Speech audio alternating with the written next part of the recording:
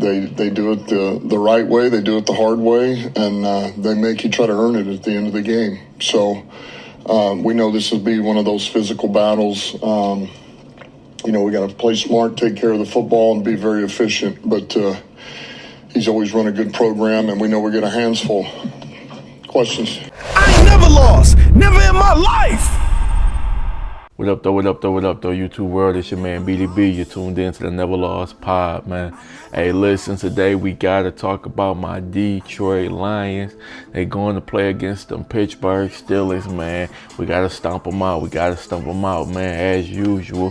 Hey, we going to check out the pressure. We're going to go over the pressure today. We're going to look at what we up against with these Pittsburgh Steelers, what we got to worry about. Can we win this game? That's always what we trying to find out, man. We fighting for our playoff life. Pittsburgh is as well. They're trying to win their division to get in the playoffs themselves. We're just trying to get a wild card spot at this point because the chances of us winning the division is slim to none. We're gonna check out Dan Campbell pressure, and then from there, we're going to check out a little bit of Tomlin presser. We're going to see what he got to say.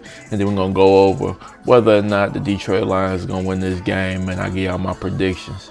I appreciate everybody for tuning in. Like, comment, share, subscribe. I appreciate all the love. Talk to me. I'm going to talk back, man. Let's check out the presser. Questions? You developed any sort of relationship with him at all just over your time in the league? I mean, he's been coaching the Steelers since you've been playing, but have you gotten a chance to know him at all over your travels? Yeah, I do know him, but I wouldn't say it's something where I call him, we talk all the time, anything like that. I've just got a ton of respect for him. I know what he's about and the way he goes about his business. And then, anybody that I know that's ever come across Coach Tomlin speaks so highly of him. So, he's one-on-one. You look at them and some of their skill weapons. Obviously, DK Metcalf, stands out. But Gainwell actually leads them in receptions. What's the difficulty, Dan, of trying to defend a running back, much like Christian McCaffrey, who catches so many footballs and is dangerous like that out of the backfield? Much like Gibbs has become for you guys. Yeah, well, it just gives them another element, right? Gives them another element, and that gets, if you're able to get the running back out and he's a good route runner, then, you get isolated on a linebacker. We're fortunate we got some pretty good backers here, so that helps. But yet, it's still a matchup that I would say most offenses are always looking for in general is can you find that? I like Gainwell. He's a good back, and he's versatile. He's got vision. He's pretty sneaky that way. Yeah, we gotta definitely respect him out the backfield, man. We gotta contain those quick drags, those swing routes, those screen passes. We got to do a good job on that because that's really the quick game. I believe is where they're gonna try to kill us. Even though DK is a great receiver on the outside as well. Shifty, and he is a good receiver. And then, Rodgers has done a great job of finding those throws, getting the ball out. He's got some big targets. Metcalf is still, he's a load, he's a weapon. His run after catch is really showing up this year. I mean, it's always been there, but a lot more underneath throws and letting him make something happen.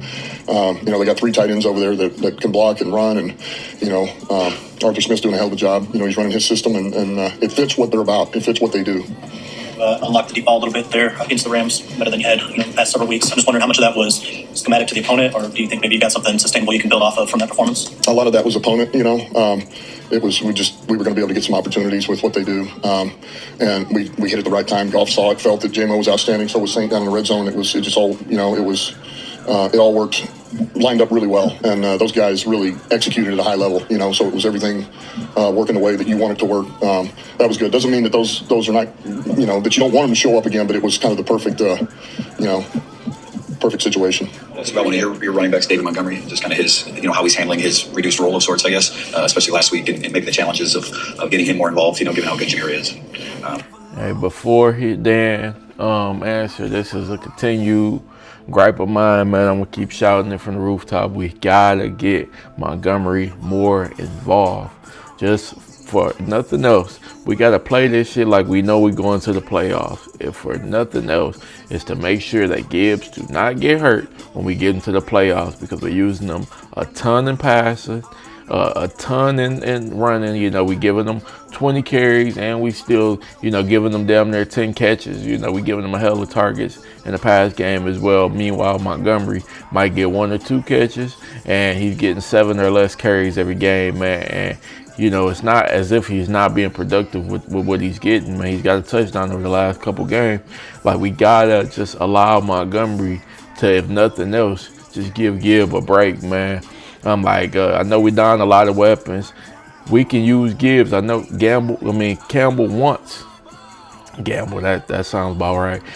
He wants Gibbs out there because he's just a game breaker at any moment. He could take a behind the line of scrimmage pass and turn that shit into a touchdown. That's all cool. But I'd rather him use him in the slot. Put them in, spread them out in 5 wide, sets, or just let Montgomery play the backfield, take those hits going up the middle or whatever, and just use Gibbs as a receiver if you want to keep him in there. That way he can get the ball go down or he can get the ball go out of bounds. We gotta preserve Gibbs a little bit better, man. I know we're fighting for our playoff life, so it may not even be worth nothing to preserve him, but I just think we got to go into it as if we're going to be in the playoffs and as if, we're going to need him through that stretch of wild card trying to get to the Super Bowl. I'm going to let him cook, though. Only one ball to go around. Well, yeah, I mean, David is a pro. David's a pro. He goes about his business. He handles it. And I know that's not easy. It's not easy. I mean, you're a guy he's a damn good back. And, every good player wants their chance to help the team win and get some production. So I know it can't be easy. I know it's not easy. But he's a pro. He handles his business and goes about it. And whenever you call his number, he's ready to go. And it's something I think about a lot, is how do we get them all involved? He's one of those. When they're all involved, we're just better. We're a better offense. And, where do we get him touches? Where do we find them? And, so I think about him a lot. How do you go about getting more touches, or is it just like you talked about before, more plays equals more touches for everyone? Well, more plays is always going to help, but I think it's some of those. What series do? It's one thing to bring him in, but maybe before that, do we start tagging some things for him to get him involved early in jaw series? And get jaw breather, and then we've used some of these two back. The two back with 3 receivers. We've done some of that, but that's it's kind of where we're at right now. With Aaron Rodgers at Ford Field, there are some performances that would make Lions fans break out hives just thinking about him. Mm-hmm. What is he still doing so well that's made him succeed, made him the quarterback of his generation? Well, he plays fast. He plays fast and he's accurate. I mean, he's always had the accuracy. He's got such a quick release. I mean, he can process it like that, and it's with the flick of the wrist. The thing is, it's into the receiver's hands at a perfect location to where they can do damage with once they get it into their hands. So that has gone nowhere. His ability to get it out and play fast is still there, very much there. Yeah, Tomlin mentioned that they've done a lot of research on Jack Campbell specifically this week. What do you think of just the attention he's really starting to attract externally and how flexible he's been in the situations he's been in? Well, we've known it. I mean, we have. He's we know how valuable he is for us and what he does. He's a rugged player for us, man. He's a durable, rugged, productive player. And I mentioned this, I think, last week, and it still was the same thing. He's taken more reps than anybody on our team to this point, which is, and those are not easy reps, But fortunately, he's built well. He's built to handle it, and so that's, I'm happy for him in that regard because he is getting noticed, and he deserves credit for the way he's playing. But we've known it, here in this building, what he's about. You guys have given up 30 points each of the last 4 games, and over that span, you've given up the most passing yards in the league. How much does that reduce the margin of error for the offense? Yeah, a ton. And I think, this goes back to last week was, it is minimal. And when you struggle to run the ball. Quick chime in. I didn't know that. So, right, it said we've given up over 30 over the last 4. That makes sense. The most passing yards in the league over the last 4. That also makes sense. I watched it or whatever. They definitely been giving up a ton. But our secondary is banged up, and I don't know if we're going to get our safety Joseph back, Kirby. Hopefully we do, but we missing our top corner, one of our best safeties, and we just missing pieces all over the secondary, man. So it's tough out there, but I feel like they're actually doing a pretty good job. I think the offense actually needs to help them out a little bit more with some longer drives, man. We've been having, aside from the last game versus the Rams. But in the third quarter, this happened in the Rams game. We've been having some shorter drive, quicker 3 and outs, which we never really have.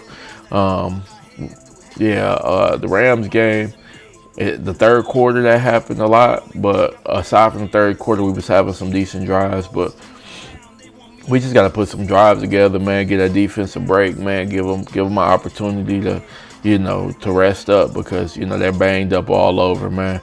And it would be nice to get some sacks, man, some more sacks, but we're doing decent. and to keep up or to stay ahead of them, you have to be perfect in the pass game. We have no margin for error to not have a completion or miss on a shot play or give up a sack. Like we don't have that, and that's very difficult if you're asking that of your pass game in today's game and the league, the way it's set up. So it puts a lot of strain on you. But at the same time, you find the run game, like I talked about in the third quarter, you reduce the stress off the defense, and now you make their offense one-dimensional because you're up 2 scores late in the third. So that's why it all goes hand in hand, and where offensively we can help the defense, and in turn the defense helps the offense, and then you gain a little confidence, you find your way, and so. It's just a walkthrough today, but Mahogany was listed as full go. Full go walkthrough today.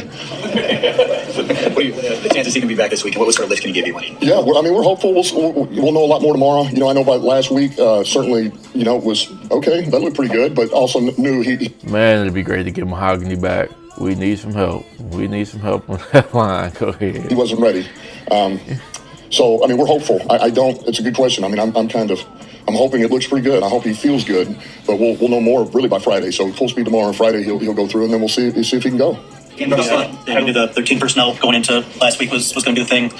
Some of your guys in the locker room just said that the stress that I put on them was a little bit too much to overcome. Pittsburgh runs it second most in the league. What can you take away from last week and the corrections coming out of that game that can be applied here? Well, there's some schematic things we will do a little different, and that we know we can do a little different that we think can help. All right, I'm not going to dive into all that, but then just there again, some of our fits, some of the keys, some of those little things. Just got a little dirty on some of our guys. Gave our guys, it's a little muddy, and stay focused on what your keys are and what you're supposed to be looking at. And it doesn't mean it's easy, but it's going to help significantly. A lot of that goes a long way. And if you don't see a ton of it, it can get on you, And so I think seeing it actually was probably one of the best things getting ready for this game, as we just came out of a full game with it, And so I think everything. I think we can help them a little bit here. I think seeing it last week is big, and I think we focus on those guys and their keys, man. Your eyes, where your eyes belong, where's your fit. That'll all help.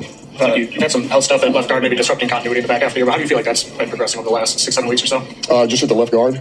Well, in general, despite maybe some of the health disrupting. Yeah, look, I'm always going to want more. That's me, and because I don't ever want Goff getting hit. So I'm always going to, you'd love to come out of the season and say there's no quarterback hit. So that's not a reality. But you're always going to want more. And look, it's not the easiest thing to roll guards in there. And you get an injury, now it's a new guard, and now it's, this one clones in, now Frazier's in. And so that's not easy. But I think we're doing the right thing and doing what we feel like is giving us the best chance at this point. It's not perfect, but I think it's where we're at and what we need to do. Looks like you started Gio's. All right, we're going to wrap it up there. So, yeah, hopefully Mahogany's back. I don't know what the update is. Let me try to look it up on Kirby Joseph. That is. Let's see if Kirby is playing, or let's say he had a setback after a limited practice. So serious doubt that he's gonna play. That sucks, man. Yeah, so we still look like we're not getting Kirby back. Still.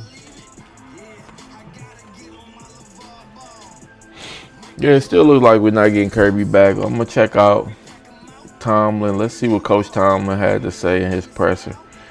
And then we'll go over what we think is gonna happen in this game. On our last performance from last night, as I said after the game, I thought we had a clear path to engineering victory. Certainly they had established a certain personality during their 4-game win streak. A major component of that was their run game, as I mentioned. They had averaged about 192 a game over the previous 5 games, and so certainly we had to minimize that, but it's just more than just stopping the run on specific downs per se. It's a collective approach, and I thought we did a nice job of minimizing that mode of producing victory for them, not only with the way we played the run, but with the way we ran the ball offensively, the way we possessed the ball offensively. Us being aggressive on 4th down plays, particularly early on, was a strategic component of minimizing their run. Us getting off on 3rd down was a major component defensively of us minimizing their run. They weren't able to get a new set of downs very often and establish a rhythm that produced the 192 per game. And certainly we thought if we could do that, we would position ourselves to maybe take the ball away. Had a big takeaway early on from Samuel, and certainly had other opportunities that didn't come to fruition throughout. We needed to take care of the football, and we certainly did that. It wasn't easy sledding there, particularly early, but as we found our rhythm and we were able to get some things going and produce some touchdowns. As the road gets narrow, you got to score touchdowns. Field goals don't necessarily get you out of stadiums, particularly as you're battling for playoff position and people are in the same mentality doing similar things. And so I thought our ability to score touchdowns in the red area was big, was a major component of it as well. can't say enough about the many contributions that we got from people who had an opportunity to have expanded roles. As I often say, though, there's a fine line between being a Pro Bowler and a backup in this business. I just see it through that lens. These guys are at the tip top of the food chain in terms of what they do, and usually one man's misfortune is another man's opportunity. And there were certainly examples worthy of recognition. We talked a lot about it last night. Can't say enough about Dylan and what he was able to do for us at left tackle, for example. Kenny Gainwell did an awesome job, like he always does when called upon in an expanded role. Asante getting an opportunity to start and playing a lot of football for us. Guys like... Man, I watched a lot of pressers, man. This presser set up pretty well, man. This one's Pittsburgh got a good presser. First time I've seen theirs. Not a lot of them is set up. Some of them have terrible mics, pictures, and quality is pretty awful.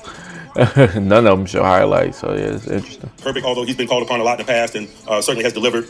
Guys like he and Jack Sawyer had opportunities to play expanded roles as well. But it comes with this time of year. There's an attrition element to our game. That's why we take everyone's readiness very seriously because we have to call on that again moving forward. Everyone does. And so it's important that you fortify your depth with capable people. We work to do that during the course of our journey and to continue to get those guys ready because you know it's coming. And so it's just good to see some of that happen. We certainly we'll have some more challenges, man, as we lean in on this week regarding some of those things. Isaac Seumalo got hurt last night. I don't know what his status is as I stand here today, but I would imagine he's certainly going to be limited at the early portions of the week, and we'll see where it leads us. The same thing can be said for Herbig with his hamstring. We'll see where it leads us. We had some guys that missed the previous game or games and are angling toward getting back. Probably the most favorable of those is Derek Harmon. He was probably healthy. Pete's still in the protocol. We probably got a high-intensity walkthrough on our menu of the daily work that we've had over the course of this journey that could be an asset to us that we can see 3 phases. They're aggressive not only in play but schematically. A lot of respect for this group and how they go about their business. Pressed on a short week like this week. Now I'll give some time and attention to the Detroit Lions, man. I just got a lot of respect for this group and how they go about their business. They're a competitive group. They're a physical group in all 3 phases. They're aggressive not only in play but schematically. Got to tip my cap to Coach Campbell and company for that.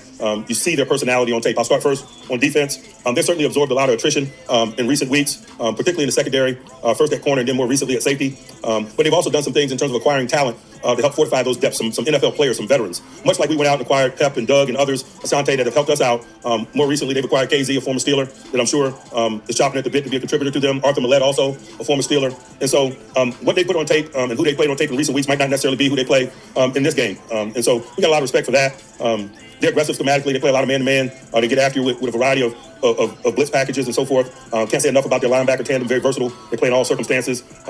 Did a lot of research on Jack Campbell. We got a lot of Iowa guys in our program and got a lot of respect for who he is as a football man and how he plays and his relationship with the game and his natural leadership skills. That was very evident going to Iowa and participating in their pro day efforts and getting to know those guys, taking them to dinner. He is certainly a natural leader and football player and man. And it appears from the outside that those characteristics have transferred to a professional level. He's doing some of the things for the Lions that he did at the University of Iowa. Certainly got a hands full up front, minimizing their rush. Starting first and foremost with Aiden. He is elite. He's a game record. He just is. He's a top quality rusher. He's very aware in terms of ball aware, ball searching. His ability to produce fumbles and hunt the ball as he hunts the quarterback speaks for itself. He's got very good hand-eye coordination and fine motor skills.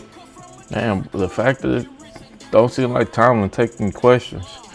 This is kind of an odd presser. It's interesting, man. He said respect for Hutch.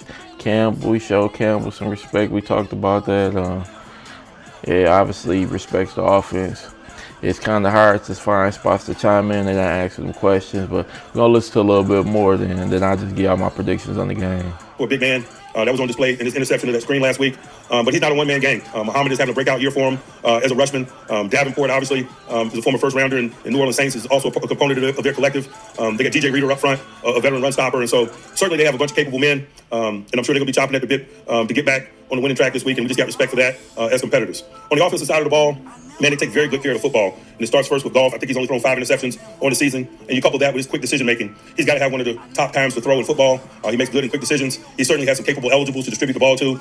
St. Brown and Williams, man, are a formidable tandem. They also have some other guys that are playing extremely well in a lesser role in terms of volume or targets, but are playmakers nonetheless. It's not only about rushing the passer. If you're trying to minimize a guy like Goff who's functioning in the ways that he's functioning, he's completing 70% of his passes. He's not throwing the ball to the other team. We better utilize a lot of schematic strategies in terms of coverage makeups, man, zone, simulation pressures. We better work the the bat passes, etc. It's not only about the rush in terms of getting him and them off rhythm. We better fight for each and every incompletion. And so that's our mindset as we lean in on the week. You couple that with the top-notch running game and that formidable run tandem that they have.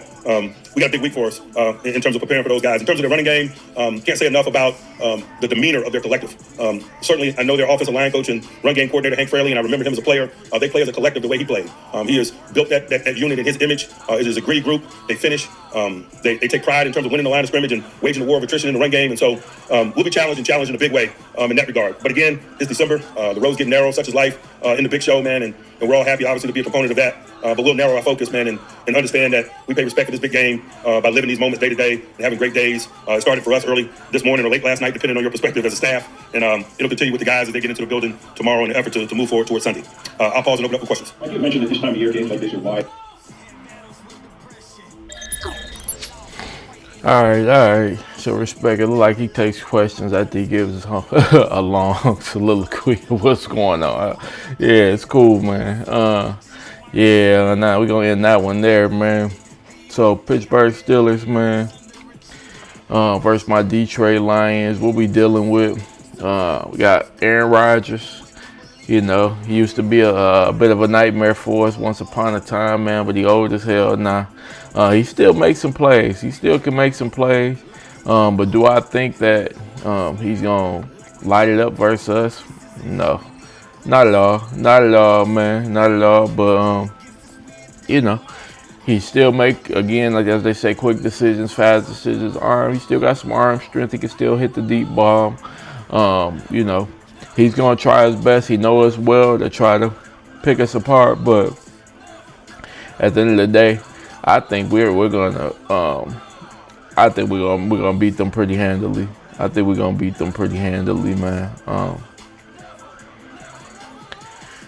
So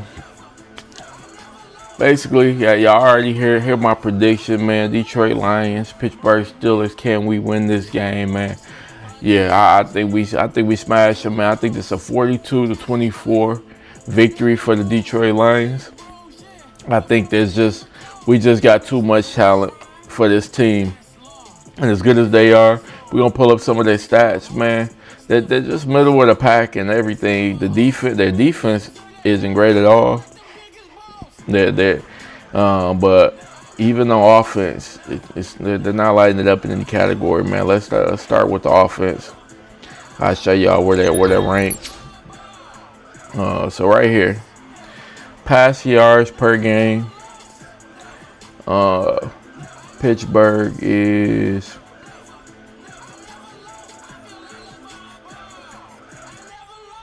way down. Look at this. It's that bottom six.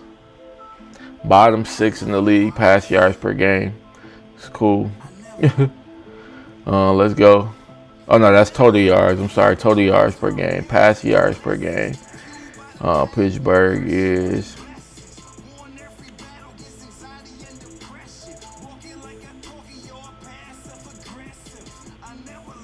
Am I missing them? Where the hell they at? There they go. Yeah. Look like the bottom 10. Bottom 10 in the passing yards. So, you know, they average on 195.6 a game. For the total yards, it was 288.1. Like, again, our secondary is banged up. So maybe they get, you know, a little bit more passing yards or whatever. But what we got to do is stop their running game. And as long as we stop the running game, I think we're going to win the game. And they don't run the ball well. As far as the running game, they're all the way down here, man, the bottom five. The bottom five in rushing. So nothing scary really on offense as far as statistically. They do got a solid running back over there. But I just don't foresee them being able to do much on this, man. Defensively, they're at the bottom, giving up. Bottom five, they're giving up 363 yards per game. We're one of the top offenses in the league. We kill them through the air. We kill them on the ground, man.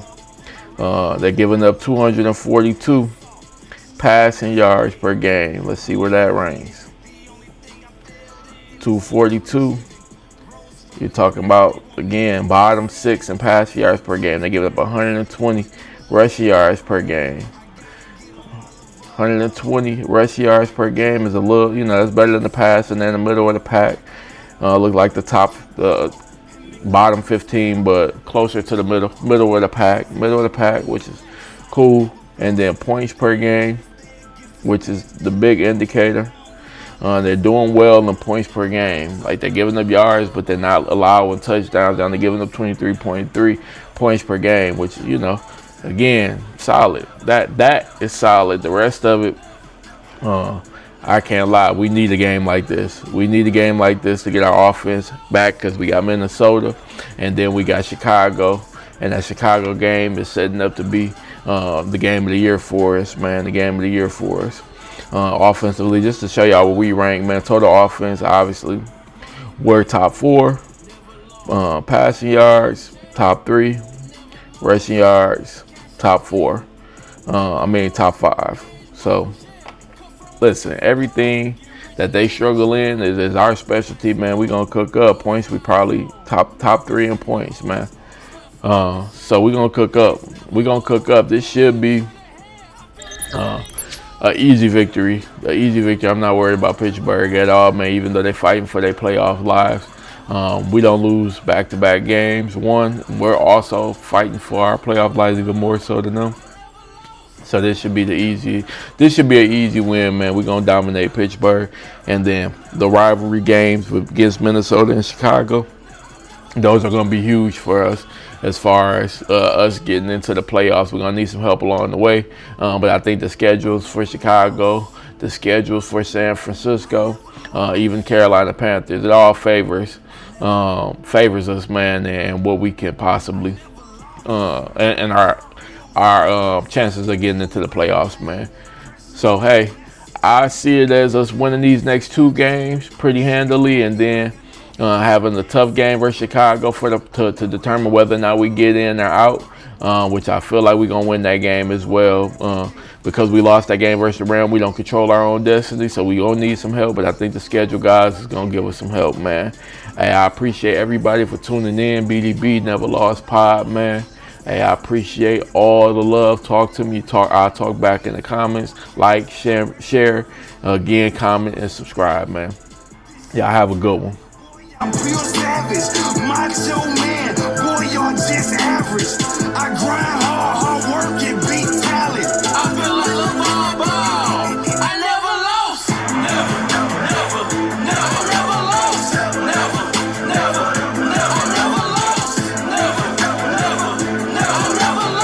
feel like LeVar Ball. I never lost.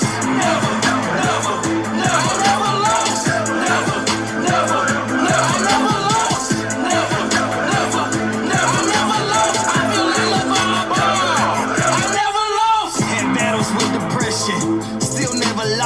Fighting these demons, same time I'm shaking the devil off.